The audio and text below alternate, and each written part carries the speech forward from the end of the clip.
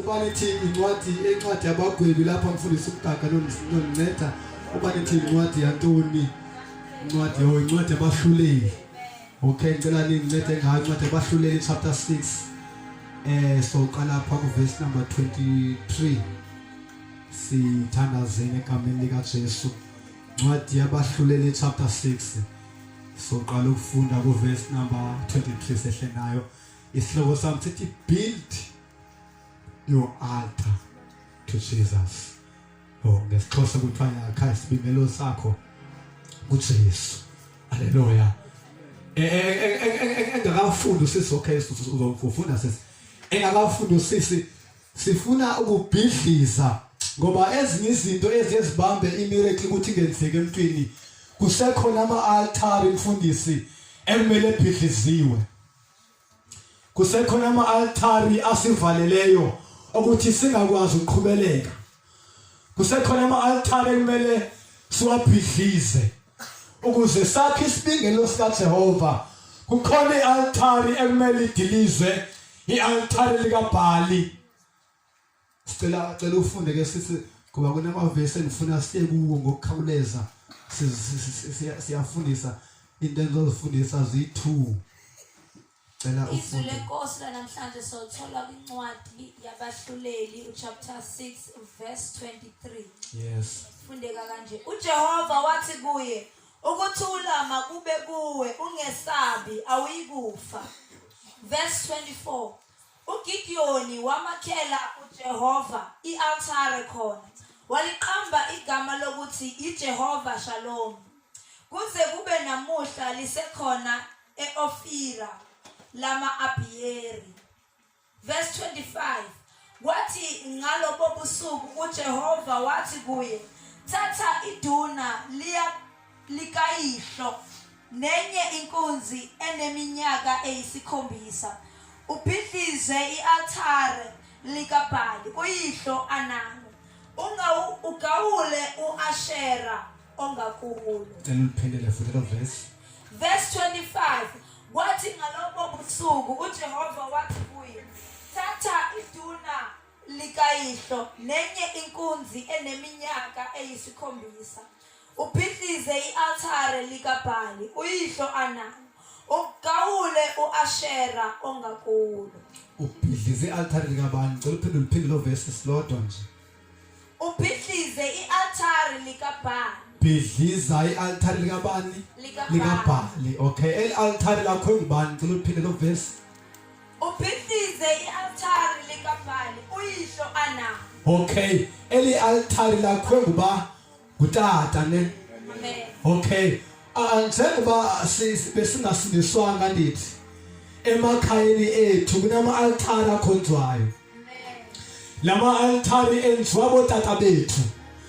Sikhulisele phansi kwama-altare a-wrong. Lendlela khona eBhungeni. Andiwazi amasiko alapha kwaZulu ukuthi kwenziwa kanjani. Kune-altare elenziwayo umntwana xa ezalwa. Ukuthi lo mntwana kumele aziswe. Ndiyazi le message bangcwele uSathana akayifuni. Ngoba yenye message ayizondayo and angafuni ukuthi ifundiswe ngoba abantu ufuna ukubagcina beboshiwe ngalama-altare. Kuna namhlanje sizobhidliza abantu Ashera. Sikhula ke umntwana uthi xa ezalwa azalwe kuthe kukhona into ekuthiwa imbeleko ekumele eyenzele. Le mbeleko uyenzelani lo mntwana? Wenzelwa ukuthi akaziwe apha ekhaya zizinyanya zaphi zalapha ekhaya. Ngamanye amazwi waziswa kwimimoya ekhonzwayo apha ekhaya. Ukuthi ngamanye amazwi bathi yona izomvikela le mimoya. Ukuthi njengoba simazisa kuyo izomgada. Kanti abazi ukuthi bazakhela i-altare likaSathana elibabophileyo. Emveni koko kuchelwe kuhlinzwe ibhokhwe kusho kuthathwe isikhumba sifakwe lapha esandleni aboshwe ngaso. Leli chaza ukuthi impilo yakhe noma ehamba ibosiwe kodwa yena akazi ukuthi ubosiwe ngenxa yokuthi utata kukhulu apha ekhaya kusaziwa ukuthi kukhonjwa ezizinto ayikho into umfundisi umkakhe yaziwayo ukuthi mayiqulwe kwaziwa nendlela yokuqulwa kwaziwa ukuthi ukuze umntwana akhule akenzele isiko haleluya kubese kuhlinzwa lento kuthembele ngathi xa ngiresearch lento yembeleko ngibuza ukuthi isiyayisenzelwani kwathiwa kudala lento lena kahle ayilosiko kodwa bayishintshile bayenza isiko ngesikhathi kudala ukuthi xa kuzala umuntu zingekho izinto zokuba abelekwe kuhlinzwe isilwanyana kuba kufunwa isikhumba saso ukuthi senze ukuthi abelekwe ngaso hayi ngokuthi kwenziwe isiko bayishintsha abantu bayenza isiko lokuthi yena makube yimbeleko kanti akulasiko kwakungekho zinto zakubeleka abantwana kuthatha isikhumba abelekwa ngaso esisikhumba ngaphinde na-researcha engesibili ukuthi kutheni xa kubhunjiswe kulatshwa emakhandlela yathi impendulo yami kudala kwakukhona amagundane isidumbu sasingayimoshana selithi masiswelakile umuntu abekegumbini kulayitha ikhandlela ukuthi kubone xa izodliwa zimpungu ngamagundane kodwa namhlanje bayenza isiko leyo haleluya akukho kasethi ithi-ke into yami wena wakhelwe kwisibingelelo esirongo esinkulu apha ekhaya ngoba esibingelelo sakho ngubani ngutata uthi ngoJehova bhidliza isibingelelo esakhiwe apha ekhaya usibhidliza kanjani esibingelelo masawusindisiwe ekhayeni lakho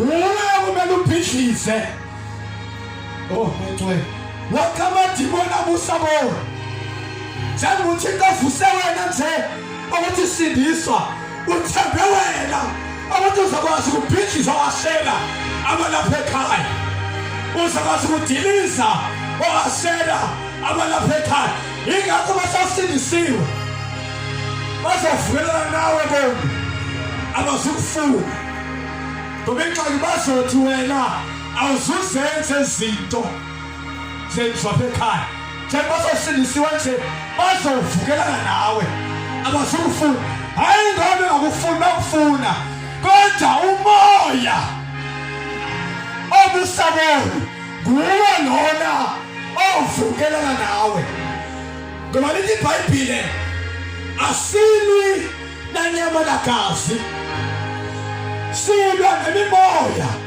leziphatha amandla zonke behlabathi uma umuntu ekuzonda wena ungalwi naye ngenyama ungalwi naye futhi ungamzondi mthande kodwa wena into abawuyenze thandaza ngalomoya okubambileyo ukuthi Nkosi mncede ngoba le mimoya isebenza ngabo ukuthi bangayifuni into edibene noJesu ngoba uma sele iBhayibhile uJesu yena yedwa eli-altari elivele ezulwini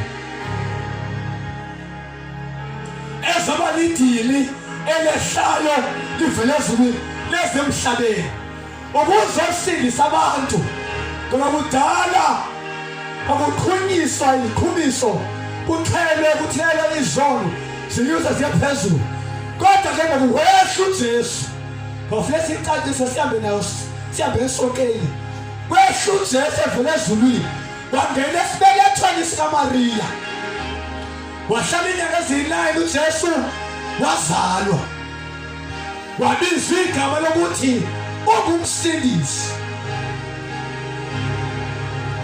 uzosindisa umuntu esonweni uJesu uzele abantu abazizoni iyodwa into ayizeleyo ukuthi abantu abaphenduke abaguquke abantu hayi ukuba bakhonze ezicaweni kodwa baguquke abantu ayishintshe indlela yabo iyabe ngendlela kaJesu athanda ngayo. Haleluya. Wahlala kuJesu wazalwa maselezelwe akhange isono sidede emntwini. Wazalwa waqhubeleka wafundisa washumayela kodwa still isono emntwini khange sidede. Waleka enqamlezweni ethi uSathane ugqibile ngathi walenga uJesu elengela impilo yami nawe ukuthi sisindiswe singawusaziphilela thina kodwa siphilele yena. Wafa wavuka ngosuku lesithathu lothi sisemkhonzayo wafa wavuka. Iyodwa ke into ehlukileyo ngoJesu. Kunabanye abantu abakhonzwa emhlabeni abazi inkosi abakhonzwayo ukuthi ethi inkosi ayikhonzayo yafa yavuka. Obhala abavukanga, oSembe abavukanga, oNehanyana abavukanga, abaprofethi bafile abavukanga, kodwa uJesu yena yedwa wafa wavuka. uJesu walinqoba ithuna walesesifa wakhuphuka wayasimela ezulwini. Walisekhuphukile wehlisa umoya wakhe oyingcwele ukuthi akahlale nathi asigade asigcine. Ngamanye amazwi kwehla uThixo wahlala phi wahlala nathi. Ithi kuyinto uyazikhethela wena ufuna ukuphila yiphi impilo. Njengoba nisuka la Eastern Cape nje uzomangelwa ndini kwesuku umuntu la Eastern Cape wazothetha nawe awufuna ukuphenduka. Mina andinalo ityala ukuthi wena uphendukanga. Ityala mlinye uma ngingathetha ngenyani kuwe ndiletyala kuThixo. Kodwa uma ngithethile inyani ndikhululekile igazi lakho alizumuzwa kimi lokuzwa kuwe. Uma ungaguqukanga kusezimini ozoma phambi kwesihlalo somkhosi uphendule ngento oyenza ngomzimba wakho usaphila emhlabeni. Ngoba kwisikhathi esiphila kuso siphila kwixesha apho uJesu abuya masinyane. uJesu esishumayela namhlanje usenenhlahla yena ukuthi kuthethe kusaphila. Abanye abantu bathola ngethuba basezibhedlela baphefumula oxygen. Abanye babona abanye beva kodwa wena uyeva kodwa uphenduke. Abanye bafile bengazange basukayezwe kodwa wena uyaphila kodwa uphenduke. Usazobuzwa ukuthi walivizwi kodwa waphenduka. Imessage yami ayikho lapho. Build your altar to Jesus. Telephone sisi.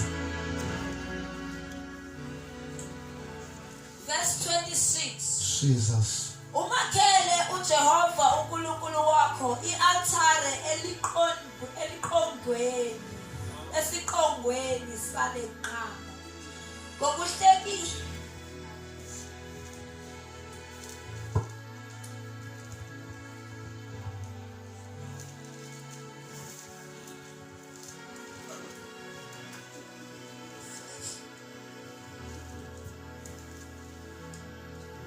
Verse 26. Umakhele uJehova uNkulunkulu wakho ialtare esiqongweni sale nqama. Umakhele uJehova uNkulunkulu ialtar. Ialtari yonke into kahle kahle yenziwe altar. Uma abathakathi bethakatha baxhela into mhlawumbe noma inkukhu noma likato inkukhu emnyama noma linkathi bayixhele usebenzisa igazi layo babe sebethetha kuyo abanye bathatha isikhova basebenzisa izilwanyana isikhathi esiningi asithatha isikhova mhlawumbe noma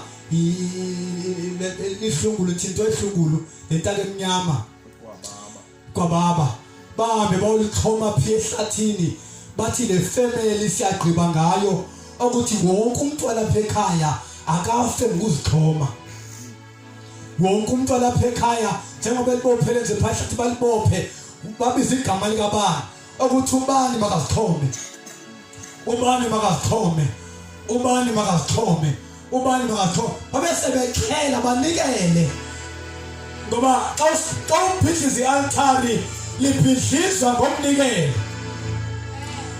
and usathane mfundisi umdaka uyifakile into yomnikelo abantu bakasathane banikela kodwa abazalwana banikeli moyicwele sithethe abakasathane banikela kodwa abazalwana banikela sibuza umbuzo kutheni wena kuba bakasindiswa bekulula izinto ukhupha inkomo kungakuyisegixeni ngoba izinto ezenziwa emandleni omnyama zenzeka lula ziyamameleka kodwa izinto ezenzekayo embusweni kaNkulunkulu azimameleki azenzeki lula uma lithi gqirha awukhipha inkomo uyise phaya kuzokwenzeka ukuthi uyayikhipha inkomo ngisongela mali kodwa uma ethi uJehova awuzisa u10% awukwazi ukuzisa uma ethi uJehova awunikele awukwazi ukuzisa ngoba ama-altari abhidlizwa ngomnikelo haleluya abhidlizwa ngomnikelo bafika samfundisi umnikelo kahle kahle awunikelwa ngemali yodwa kunenhlobo ngoba ndifuna imessage zami zimbili kahle kahle ziyangisula mfundisi umgaba zimbili ngoba nani banikene kwephi zingamawele andani bawukhona ukava abene imessage zimbili kusho liyi-1 ziphikisana enyithi haleluya kahle kahle umnikelo imfihlo evela ezulwini xa ungumzalwane i-altari elibusako ngoba abanye abaphakathi baboshiwe ukuthi bangaphumeleli ngama-altari omnyama kodwa inye into ozokwazi ukuthi ubhidlize kumele ubhidlize ngomnikelo kumele unikele and xa unikela unikeli kuba unemali haleluya kodwa unikela ngawe unikela ngomzimba wakho kuThixo xa unikela ngomzimba wakho kuThixo uThixo ahlale nawe njengoba iBhayibheli encwadi yaseRoma chapter 12 verse 1 nikelani imizimba yenu ibe lidini eliphilileyo elikholekileyo elingcwele kuThixo leyo inkonzo yaphi yasengqondweni ingqondo zenu ziguqulwe zibe kumila kumbi zingamilisi okweliphakade ngoba amazwi ingqondo zenu ziguqulwe ntoni ingqondo zenu njengoba ningasiliswanga ziguqulwa lizwi lokuthi ube nama-teaching daily teaching ngezwi likaThixo ukuze ingqondo yakho iguqulwe kumele uvizwe kumele uvizwe ubesele uyaguquka ukuguquka kuza ngokuva izwi likaThixo ngesikhathi uvizwe lihlala kuwe lihlala inhliziyo yakho liwehlule ubesele uyaguquka ithi message yam build your altar to Jesus okay wakhisa ibingelelo kuJehova ndithele usibhidliza ukuthi uyanikela xa ngumzalwane inkonzo yomnikelo ibambe ngoba yenye yesayini esho ukuthi wena uzele ngomnikelo ngoba uYesu ungumnikelo kwanikelwa ngaye nawe xa ungumzalwane umnikela ichaza ukuthi uyazala nabasezulwini ngoba uzele ngomnikelo nawe kumele unikele njengoba uJesu wanikela ngaye yedwa ukuze kusinde billions of people ngenxa yakhe yedwa nje. So ithi yonke ngoku bidliza wena i-altari emnyama ngoba phaya kwenu kukhona i-altari lokuthi njalo ngonyaka kuyafiwa njalo